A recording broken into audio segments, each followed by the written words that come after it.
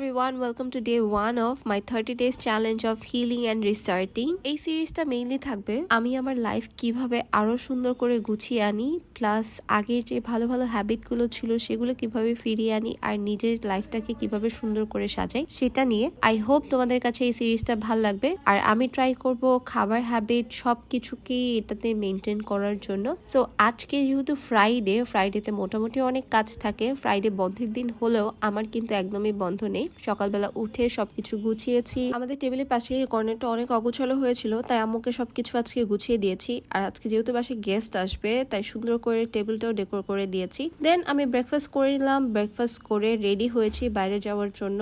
আজকে বের হয়েছি আমার ক্লোজেস্ট এক আন্টির ফ্যামিলির একটা ফাংশন আছে, ওনার সাথে বের হয়েছি। ওনার কিছু ওয়েডিং শপিং এর দরকার ছিল, সো ওনার সাথে বের হয়ে সবকিছু কেনাকাটা করেছি। দেন চলে গিয়েছিলাম গুলশান জিপিআর এ খিচুড়ি খেতে। ওয়েদারটা এত সুন্দর, তার সাথে khichuri is a must. Healthy lifestyle doesn't mean খাওয়া দাওয়া আমি একদম কাট অফ করে দিব, but definitely in a certain way খাওয়া দাওয়ার করার ট্রাই করবো। সো দেন বাসায় চলে এসেছি। দুপুরবেলা তেমন একটা ব্লগ করিনি, বিকালবেলা একটু গ্রিন টি খেয়ে নিচ্ছিলাম আর ট্রাই করছি এখন সবকিছু চিনি ছাড়া খাওয়ার জন্য, চিনিটাকে মেনটেন করার জন্য। So that's all for today's vlog. I hope you guys liked it.